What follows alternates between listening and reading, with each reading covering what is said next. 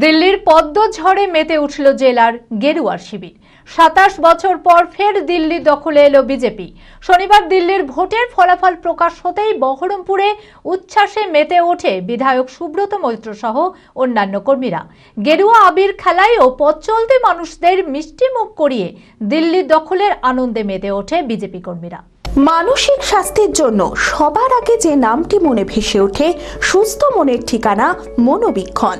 যোগাযোগ নাম্বার 7477799516।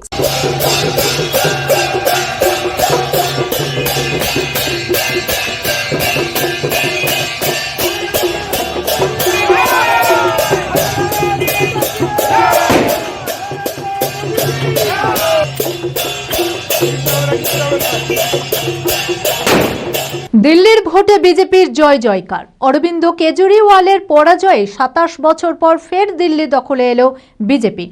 শনিবার দিল্লির ভোটের ফলাফল প্রকাশ হতেই বহরমপুরে উচ্ছ্বাসে মেতে ওঠে বিধায়ক সুব্রত মৈত্র সহ অন্যান্য কর্মীরা। গেরুয়া আবির খেলা ও পথ চলতি মানুষদের মিষ্টিমুখ করিয়ে দিল্লি দখলের আনন্দে মেতে ওঠে বিজেপি কর্মীরা। এদিন বিধায়ক সুব্রত মৈত্র বলেন, দিল্লির পর এবার বাংলাকেও দুর্নীতিমুক্ত করতে বিজেপি তৃণমূলকে উৎখাত করবে। সর্বপ্রথমে জানাই দিল্লির প্রদেশ ভারতীয় জনতা পার্টির নেতৃত্বকে এবং সর্বোপরি আমাদের মোদিজির গ্যারেন্টি আজ দিল্লিবাসী সকলে মিলে একদম ঝাঁটা দিয়ে সাফ করে দিয়েছে কেজরিওয়ালকে। দুর্নীতিগ্রস্ত, চোর এবং দেশদ্রোহী।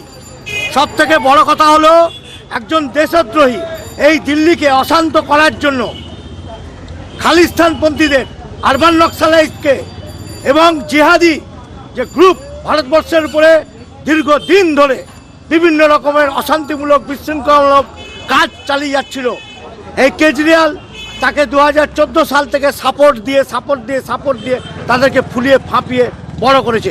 আজকে মোদিজির আশীর্বাদে এবং সকল ভারতীয় জনতা পার্টির নেতৃত্বে দিল্লি একদম যেভাবে ক্লিন সুইপ যাকে বলে এবং নিরঙ্কুশ সংখ্যাগরিষ্ঠতা নিয়ে আমাদের ভারতবর্ষের রাজধানী দিল্লি দখল করলো, তাতে আমরা বহরমপুরবাসী এবং ভারতীয় জনতা পার্টির সকলে উচ্ছ্বসিত এবং আনন্দিত। এবং এর হাত ধরেই এরপরে বিহার এবং এরপরে চোর দুর্নীতিগ্রস্ত দেশদ্রোহী তৃণমূলকেও আমরা উৎখাত করতে চলেছি পশ্চিমবঙ্গে।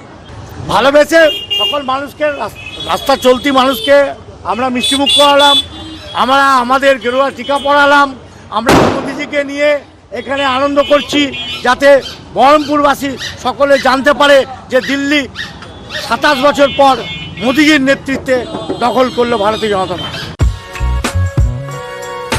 বি কেয়ার পলিটেকনিক কলেজ 2024-25 শিক্ষাবর্ষে ভর্তি চলিতেছে।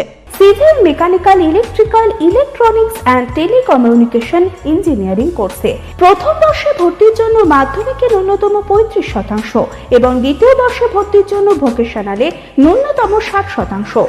বিজ্ঞান বিভাগে উচ্চ মাধ্যমিক উত্তীর্ণদের দ্বিতীয় বর্ষে সরাসরি ভর্তি চলছে। খুবই অল্প খরচে পড়ার সুবর্ণ সুযোগের সাথে রয়েছে স্কলারশিপের ব্যবস্থাও রয়েছে, বাস পরিষেবা, হোস্টেলে থাকার ব্যবস্থা। মেধাবী ও আর্থিক দিক থেকে পিছিয়ে পড়া ছাত্রছাত্রীদের জন্য রয়েছে 20% বিশেষ ছাড়। ঠিকানা NH34 এর কাছে, কানফালা, নবগ্রাম, মুর্শিদাবাদ, পলসন্ডার কাছে। যোগাযোগ নাম্বার 8967158821।